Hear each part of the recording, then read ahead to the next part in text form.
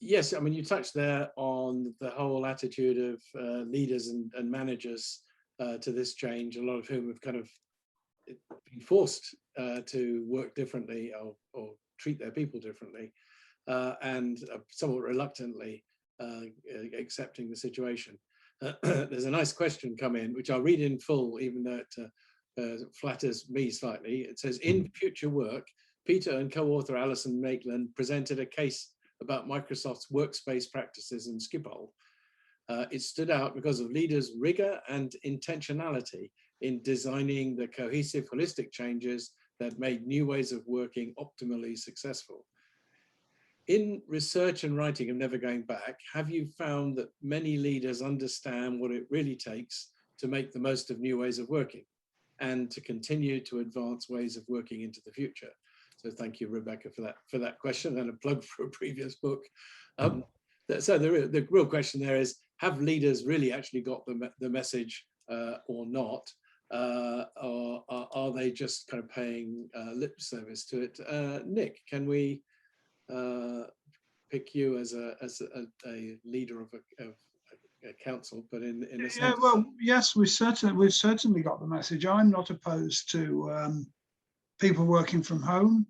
I don't think we'll ever go back to where we were with 6,000 people in County Hall every day, struggling for car parking, struggling for the canteen to cope with them.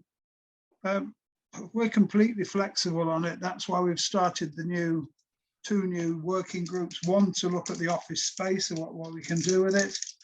And obviously another one to make sure that we don't monitor people, what they're doing. What we want to do is make sure I think it's called monitoring outputs. I mean, it's not really monitoring, it's just making sure that people are doing what they say they're doing. So I'm completely flexible on it. My disappointment is I can't offer that flexibility to the elected members, as I alluded to earlier, but you know, we are where we are. I'll have to wait and see what the government eventually decide. Yeah. So I guess from your perspective, very clearly this whole change is a good thing. But do you have, say, middle managers in the council offices who are kind of traditional thinking and are reluctant to change? Well, they're going to have to get used to the new way of working, I'm afraid. You know, your book is called Never Going Back, and I don't think there is any going back. What it's done is, I think other speakers have said it, it's advanced technology. We don't really all want to drive into work at 8:30. You know, all the trains blocked up, the roads blocked up, the pollution that comes with it. If we can do the same job working from home, let's go with it. I mean, some people, in all honesty, Peter, will want to come into work, and we need to offer that flexibility. Work isn't just about, I think it was said earlier, about earning enough money to buy a beer or pay your mortgage. Some of it's social. So we need to offer flexibility. Those that want to come in can come in. Those that want to come in once a month can. You know, we're a positive employer. We want happy staff on a decent wage doing a proper job. And if we can help them do that, that's the way we should operate.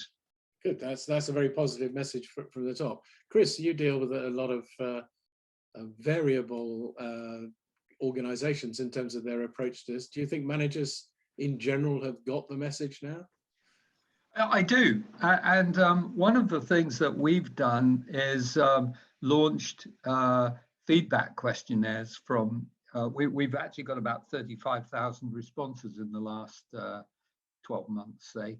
And what we're finding is that managers' responses are really, really close to employees' responses. So we're not seeing huge gaps there between both the emotions and the common sense and there's just plain common feedback that we're getting from managers and employees. They're not different. Now, there are leaders who become very visionary around this and start re-exploring the purpose of their companies and sort of looking at some of these big items like the environment and climate change. So this is a point of inflection, and they're using this program to really drive the change. There are others, to be fair, who are more traditional. They're still struggling a little bit with the notion of letting go the leads that bind people. but I think they need to have the trust in their employees, because there is this sense of balance that we're all trying to find, and I don't think it's going to be far off what it takes to make business work well. So mixed results, but generally pretty positive, and managers are not thinking too differently than employees so far. Yeah. Although I think he's right there, Peter. You've got to trust people. Most people aren't actually trying to dodge working. It's the old comparison that if you run a car park and don't police it, and you've got a pay and display machine, what you'll find is 95% of people are honest, even though you're not policing it. And I think we should assume the same for our staff, that 95% actually do want to do a good job for you. Thinking they're all going to dodge off and go shopping every day is unfair, and we're not going to adopt that approach. Okay, it does seem that there's one Digby Jones who doesn't necessarily quite agree with this, because there's a question come in. Despite many positive reports of working from home during lockdown, in today's Daily Mail, Digby Jones refers to people as people who enjoy working on the sofa in a tracksuit. Do the panel think that working from home will ever overcome the sneering faction who think that people use it as an excuse to skive off work? Or indeed, I don't think it really matters if they work from the sofa in a tracksuit, for God's sake. Okay, well done. It's all very pompous. So long as they do the job, I don't care if they're wearing their pajamas. Well done. That's a good response. That, pompous is a good word, because the question goes on, or indeed that one's attire is as important as getting the work done. Mark, do you want to make a comment on that? Do you think there's still a popular view out there that people are skiving? I think it's still a view, but of course, as a much higher percentage of people work from home, including the bosses of the people who were once sneered at for working at home, then I think society will become more aware of the fact that people's productivity is just as high. There will be a tipping point where more people working from home will lead to more understanding of the difficulties and the extra work, the extra hours that many home workers put in, and some of the issues to do with sort of never feeling like your work day is over. So yes, I think it's inevitable that a very small proportion of people will continue to sneer, but that proportion will reduce. But over time, home working, flexible working, hybrid working will become more embedded. Yeah. Okay. Peter, in your book, I think you referenced Professor Bloom from Stanford and his research with the Chinese travel company. It was a very sort of disciplined piece of academic research, which essentially said when they left people with a choice of where they worked, as opposed to telling them to work from home or working from the office, they really delivered. They created sort of 15 to 20% efficiency and productivity improvements, which just shows that in even a sort of transactional kind of activity, people know how they work best, and you can trust them. And I think there will just be more and more proof points added to the sort of body of knowledge that drives this direction comfortably. Yes, I mean, it strikes me that people kind of know, some people are great at getting up early in the morning, their larks, as it were, and the other people take time to get going, and by the time we get to the evening, they're really switched on, the owls, and why do we force people to work at times that they're not necessarily at their best? Why don't we allow them, to the extent that the work can be done at different times, allow them to do it when they are at their optimum? There's a question which I think Tim might want to answer, which is, evidence suggests that successful managers of flexible workers are those that exhibit good management practice, as defined for many years. This suggests management training is now more important. Do the panel think that more managers and aspiring managers will get better training as a result of the needs for flexible working? Tim, do you give training to your managers, or has this changed at all? I think it depends what you mean by training. If it means going off on a training course in the old traditional sense, then I don't think that's going to make a great deal of difference. I think people understand what good leadership is through role modeling, and if they're mixed in an environment where there are naturally good people, they will copy those as well. I think you need to have some sort of framework, which would be from policies, and good companies will have some guidance of what good looks like. But I think in terms of management training, it's probably not going to be of limited use for working from home, particularly. I think there are far more important things around the edges that will be useful, which is around sort of trust. So that might be part of it, I guess. It was interesting because we talk a bit about trust, and in the earlier your comments that were made, and I always think that if people want to fiddle the system, if they do want to work from home and they fiddle the system, people are very good at doing that, regardless of whether they're at work or not. And I know of people who've largely over the years done nothing for 30, 40 years, but been present at work. And what I think is important that people, get autonomy to do the work on their own terms, and that's one of the things that really motivates people, is having that control. So you mentioned earlier, Peter, about whether people are owls and people are larks, and I think people instinctively know themselves how best that they want to work, whether it's early in the morning or late. That will be my answer around that. Okay, but there's an interesting comment here. Do you think that after a while, post-COVID, a hybrid approach might create a two-tier system, depending on organizational preferences? Those who prefer to work in the office, perhaps having more opportunities to progress because of visibility than those that don't. So if you leave people to choose, will some people be at a disadvantage? What do you think, Tim? Well, that's a really good question. Yeah, that's something I've not thought of before. There is, in some environments, certainly presenteeism, and people do that for a reason, because I think it's going to help them with their career. But it really, shouldn't do. Is it going to be a two-tier system? In the short term, I think it might be, but in the long term, when working from home becomes much more embedded and hybrid practices are a lot more familiar to people, I don't think it'll make a great deal of difference at all. I think what will be measured is not them sitting at their desk early and going home late, but will be their output. And we're now quite good using technology to measure people's output through the setting of goals at the start of the year with regular reviews, and there's a lot of software out there that can do that. And I think that will allow people to make recruitment decisions and promotional decisions with greater confidence, rather than those people who just remained in the office. But that there will be an element of that in the short term, but less so moving forward, I think. Okay, Nick, I wonder if you think there's likely to be a bit of a two-tier environment in local authorities, those that come in and those that don't.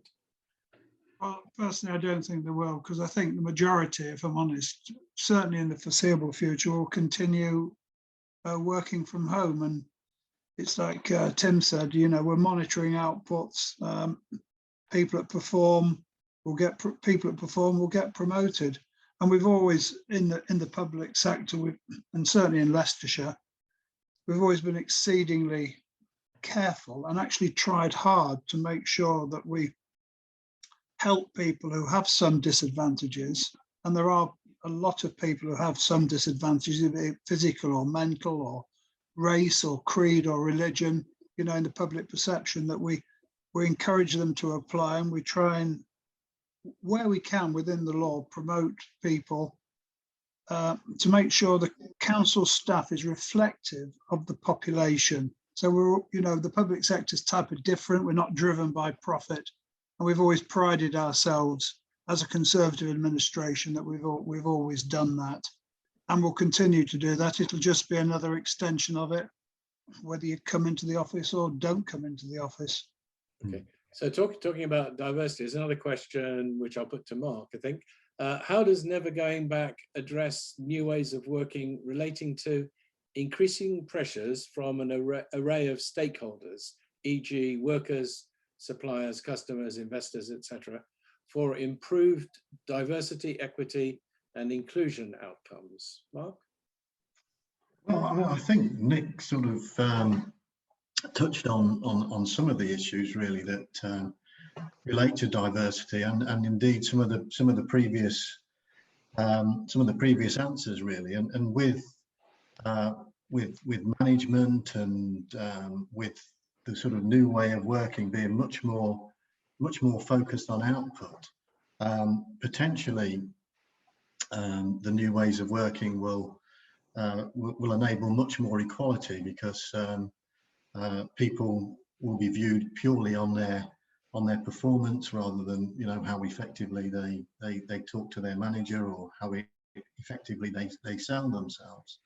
And there is plenty of evidence, and I think we touch on it in the book in a few places, of how potentially the new way of working will offer opportunities for disabled people, other disadvantaged groups to enter the workplace and progress. Okay, in terms of different groups, there's a question which has been aimed specifically for Chris, which is there any noticeable difference in employee preferences from people with school-aged children, so between school term and school holidays? You see them changing their preferences to where they work depending on what the kids are doing. Well, I think everybody struggled with the kid question during the last 18 months, particularly when kids were at home, or maybe there were two parents at home, all struggling to claim their piece of acreage on the kitchen table. So I think, you know, I guess there are all kinds of impediments or barriers to full productivity that we've uncovered over the last 18 months. But what I would say is that going forward, there's an opportunity to improve the way we do things and to deal with the children question, the holidays question. And it may be that you go to work more because of that very reason. I mean, I think there was a question asked about manager training. And in our view, the skill that managers need to have is this sort of what we call the working together agreement, which is how as a team are we going to sort of configure our lives so that we can work effectively? How are we going to contact each other? When are we going to be together? What are we going to do when we're together? So I think it's the ability to look at people's personal lives, their preferences, and then the needs of the team, and actually figure this stuff out. And that's a highly dynamic conversation. And I think in terms of manager training, other than just managing people who are remote from you more of the time, that is probably the biggest single need, is to think about this working together agreement. How do we make it work? When do we use the office? How do we communicate with each other? How do we solve the problem of too many meetings and so on? Can I just also, in answering that one, note the question about is this a two-tier society? And there was a lady called Cindy Froggatt who wrote a book called Work Naked in the last century. And she was making the case against this sort of two-tier argument, saying, she gave us an example, IBM. And actually, if you wanted promotion in IBM, the worst place to be was in Armonk or White Plains. That actually the promotions went to people who are out in the field, who were connecting with customers and so on. So you can look at that in any way you want. But the argument is, if an organization chooses to recognize merit, as Tim said, then that's ultimately what will surface. You just need to be able to manage performance and recognize performance and stop doing it by sight. Yep. Okay, good. Yeah, I remember Cindy Froggatt's book was, she talked about how people often start, like when they're students. You get some people who like working in the library, they like working quiet place. Some people like working in a coffee bar with lots of noise around them. Some people like interacting with others. Other people like sitting there with a book and so on. And it's built into people's personalities, the way they particularly work. And yet we then kind of go and force people into a pattern of work that was designed by managers for the sort of general use, as opposed to allowing individuals a lot of freedom as to the way they work. And of course, having a book called Work Naked and a website, I think she produced, she did get some slightly distasteful interest in her subject as well. I seem to remember. She was very amused by it anyway. Right, we've got about 15 minutes left. So what I want to do is just go around the panel again with one of the more general questions has come in, which is, do the panel have a view on why only 1/3 of British employees went straight back to work at the office after the first lockdown, whereas in France, 83% were back in the office within a month? Is there something to do with the British culture, which is we're wanting to be more independent, or we're less disciplined than the French and the Germans, or do they just work more traditionally? Do we see this? In fact, does this even differentiate us from other countries? Is it a strategic advantage to us that we've got more flexibility in the way we work than other countries? Digby Jones would disagree. He thinks it's a negative effect compared with other countries, because he thinks productivity will go down. He obviously hasn't read the book. But what do the panel think? So let's start with Nick. Do you think this is a particularly British thing, or do you think we're different from the continentals? Well, we're trying to offer people choice. We didn't get 1/3 back at the end of the first lockdown. We still haven't got 1/3 back. We've only got about 5% back. So I think the secret is choice. We will still have an office if they want to come in, because don't forget, some people live in very small houses nowadays. Some people have children, they don't want to work from home. What we want to do is offer flexibility, because we want to retain good staff. It's very expensive getting good staff. Then they're actually not out there in certain parts of the business, if you call it a business. So choice. I don't care if 83% of Germans or French went back. That's up to them. You know, I'm on about retaining staff, good performance, and choice moving forward. Okay, so Tim, has the Welsh culture changed as well? Well, I think certainly North Wales, we're a traditional culture, and the experience for the people there has worked very well. I'm at a loss to explain why in France it was so different. I can only assume that they enjoyed the experience of working in the office better than they do here. Perhaps it's the long lunch breaks, but beyond that, I can't account for the differences between the two nations. No, it's interesting as well that traditionally the unions were suspicious about some of the flexible working and so on, as if it was being abused by employers. But now, of course, has seen the advantage for individuals and are very pro. TUC is obviously very pro giving individuals more choice and more flexibility. Okay, so Chris, do you have a view internationally where the UK stands versus the rest of the world? Well, yeah. I mean, I think the UK is definitely one of the more aggressive countries in this field for sure.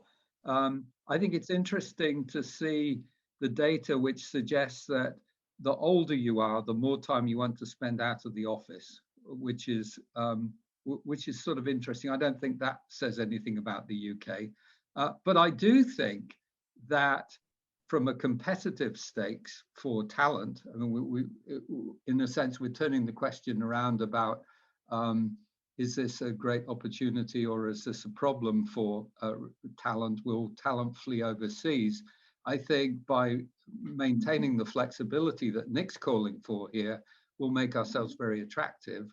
And I think we will solve the shortcomings of more virtual work. And I do wish to stress it's not one or the other, it's balance, and that there are perfectly good reasons to go for the office and celebrate being together and build the social connections and solve problems fast.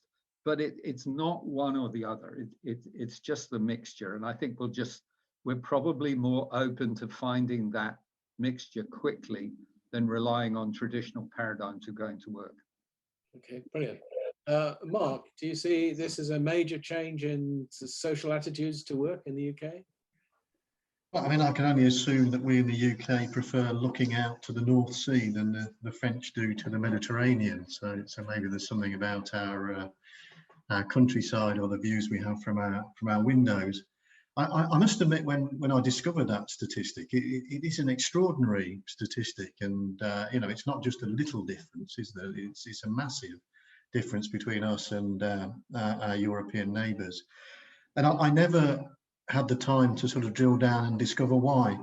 I do wonder whether part of it is to do with the fact that it's something to do with our sort of extra hours culture in the UK, where I think it's fair to say that in France they're much keener in keeping their work within a sort of routine set of hours, and you know, stopping for a 3-hour lunch, etc., as they do in certain parts of France and the continent. And maybe the way they manage their work time means that overall they enjoy being at work, and the convivial aspects of being amongst their fellow workers more than we do. So therefore we've you know, our workers want to work from home. Now, you know, there's other issues to do with the type of work that we tend to carry out in this country that makes home working easier.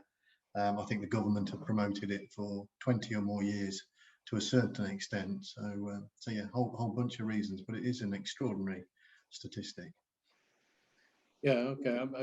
My take on this, I think, is that in the UK we've always had, I think, quite an entrepreneurial approach to work, whereas I think in some of the other countries it's much more regimented. There's more legal constraints, the working hours directives and so on across Europe, and a lot of you know, EU directives pushing towards controlling how people work. And I remember when a couple of years ago, I think it was Volkswagen decided they would turn off the email servers at sort of 5 o'clock in the evening, so people couldn't send emails in the evenings or weekends, just in case it interrupted people's private lives. And that just struck me as very sort of top down and Germanic almost. We'll tell you how to run your life. And I think what we've seen over the last year, COVID has taught us that we actually need to be more flexible for individuals. When in the middle of lockdown, people were trying to be parents, be homeschooling, and trying to keep work down as well. So quite naturally, the employers were having to be much more flexible about letting people work when and where they could, as opposed to forcing them to necessarily be trying to work from 9 to 5:30 when they were also trying to be a teacher and parent at the same time. So I think we've had a healthy approach towards flexibility in this country, and less regimented ways of working, which I think is generally been a good thing. The interesting thing that's now happening, of course, though, is that if our work is that much more easily moved from place to place, there is a question about whether this is moved outside the national boundary quite easily. So this is the Tony Blair argument that you know, there's so many thousand jobs that can simply be upped and moved to lower cost countries. But it strikes me this is a repeat of what we saw 20 years ago or so, when suddenly a lot of organizations decided they could move their call centers to India, or take work that was essentially routine and give it to low-cost countries. Clearly that's happened in manufacturing, but I think what's happening more now in manufacturing is that, of course, the routine stuff that gets done by cheap labor in the Far East can now more and more be done by robots anyway. So the cost advantage of offshoring some of that work goes down, particularly when you add the cost of transport and never mind the environmental impact. And I think, again, we had problems with offshoring of call centers, for example, where despite getting Indian people to watch episodes of EastEnders to try and get culturally attached to the UK, it didn't really work. And a lot of, in fact, banks, for example, prided themselves in bringing back their call centers to the UK to give them competitive advantage over others. And I think that's what's going to happen a bit now, that some organizations are going to look and say, well, could we move our back office to India or somewhere else? And because it's not the front office, it's not customer facing, only to find that with the time differences, the cultural differences, it's not so easy. And also the other trend I think is happening is because routine work more and more is getting done by computers, robots in manufacturing, but now artificial intelligence is taking over some of those office jobs. So what we're left with is the jobs that really involve human interaction, human judgment, the things you can't get computers to do. And those are so culturally based that it's quite difficult to offshore them in an easy way. So I think the fear of mass movement of work to low cost countries is, I think, probably a bit of a scare story. Is probably not going to happen. We may see a bit of it, but I'm not sure it's really going to be an effect. Okay. Yeah, I very agree with you then, Peter. If I can just add something, because you mentioned the time zones, and that's something that's so easily forgotten. And I'll just refer briefly to an experience in the company where we were trying to put together a global team, which of course all sounds very exciting.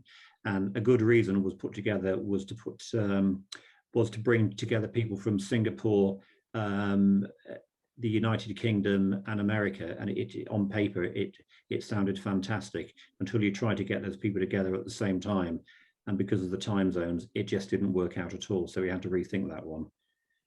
Yeah. Right, so talking of people moving around the world, there's a certain gentleman called Stephen Bradley, who last I heard of him was in Hong Kong, but he's obviously he must be probably back in our time zone, because he's asked the final question, which is, do the French have better social or romantic lives in their offices? Or was it bad data mixing offices and industrial workplaces? So I'm not sure if we want to have any final comments from any panelists on the romantic lives of the French in their offices. Anybody feel qualified to comment on that one? No, probably not. Okay. I think Steve would know more about that than anybody else. So okay, so we're coming up to the end time. It's just my job as the master of ceremonies for this, just to say thank you very much to Nick, Chris, Tim, and of course Mark for what's been a fascinating discussion. And thank you all, the audience, by the way. I didn't get around to asking quite all of the questions, but there's some good ones came in. Thank you. It's an interesting debate. It's going to go on and on. As Mark said at the beginning, it's in the media every day now, pretty well, something to do with going back or not going back to work. And it will continue as we unlock down, and there's some pressure, overt or otherwise, from employers to get people back into the office. And resistance from people who've tasted something else, realized they can be more productive by working in a hybrid way. And that looks more and more like it is the future. So thank you all for your participation this evening.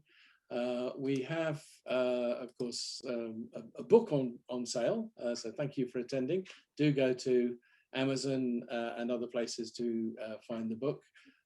You'll certainly see in there lots of data, arguments, and examples which support the fact that we are never going back at all. Have a look at the website because there's more information there. And you can follow us on LinkedIn, Twitter, Facebook, the usual social media. We're going to follow on this with some webinars. We're not sure if we're going to do quite on a weekly basis, but it depends a little bit on what the topical news items are. But we're certainly going to keep the ball rolling in terms of the never going back discussion. And just would like everybody who's here today to keep an eye open. We will be sending emails out about what we're covering next, and I'd like to see you back here enjoying the discussion again. So again, thank you all very much for attending. Thank you again to all our panelists, and remember, as we go forwards, we're never going back. Bye for now.